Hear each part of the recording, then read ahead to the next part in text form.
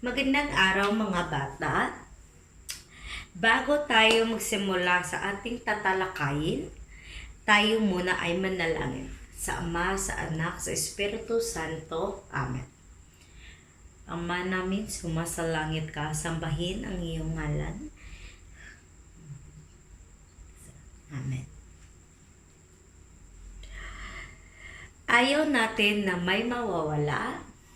Kaya ngayon, gagawin natin ay magsasagawa tayo ng roll call.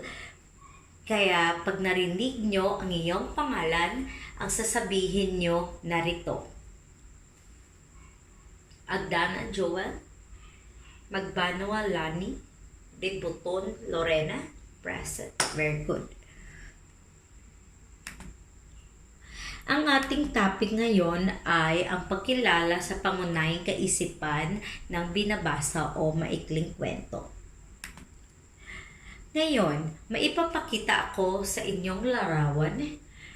Tignan ninyo ng mabuti at ano nang nakikita nyo sa larawan.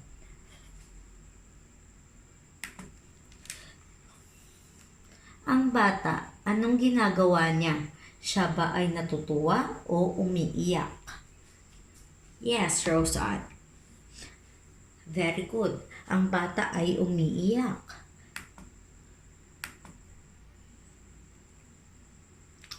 Magaling. Ang larawan ay kaugnay sa ating topic ngayong kwento. Kaya may babasahin ako sa inyo. Dapat kayo ay makikinig kasi may itatanong ako pagkatapos. Okay lang ba? Very good. Ang kwento nito ay isang bata na humaharap sa isang matinding pagsubok sa kanyang buhay. Kaya ngayon, ano ang laman ng kwento? Yes, Agdana? Very good. Ang bata ay may dinadalang matinding pagsubok.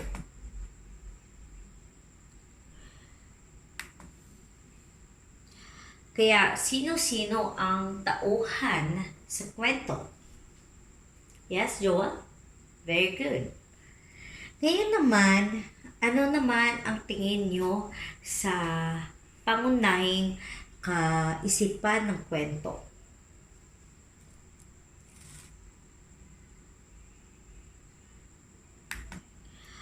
Yes, very good. Ang pangunahing kaisipan ay ang mensahe sa loob o pansaloob ng larawan o isang sanaysay at sinasabi dito na kung anong ibig sabihin ng kabuuan ng larawan, mga pangungusap o maikling kwento. Sa kabuuan, masasabi natin ang pangunahing kwento o kabuuan ng kaisipan ng kwento ay mga pangungusap o maikling kwento.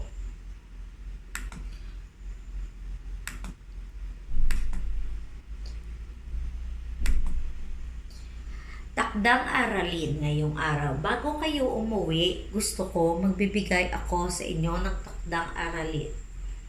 Bilang takdang aralin, gusto ko ay gumuhit kayo ng pangyayari sa kwento na tumatalakay sa inyong sarili.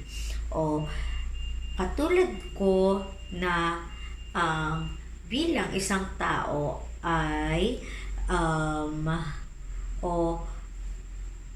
guhit. Ang guguhitin ko is heart kasi puso kasi ako ay mapagmahal na tao at bibigyan ko ito ng kahulugan pagkatapos ko iguhit. Magbibigay tayo ng 3 hanggang 5 na pangungusap na tungkol dito at ipapasa ito bukas ng umaga. Okay? Magbibigay ako ng prize sa pinakamagaling sa inyo. Kahit hindi kayo nanalo, may bibigay ako sa inyo. Bago kayo umuwi, magbibigay muna ako ng gusto ko gusto ko kumuha kayo ng maikling papel at gumawa ng buod na kwento na ginagamit sa inyong sariling pansalita. Kung gusto nyo English o gusto nyo kung saan kayo komportable. Tiyakin na ang grammar at lohikal ay nagsunod-sunod at ayos na yan. Okay? Kukunin ko yan na mga 10 minutes or 10 minuto na pagkatapos nyong isagawain. Okay? Okay, class, bigay nyo na sa table ko ang inyong napasa. Kaya lahat kayo magsitayuan na at tayong manalangin. Rose Ann, pwede ka bang manalangin? Very good. Amen. Mag-ingat kayo mga bata.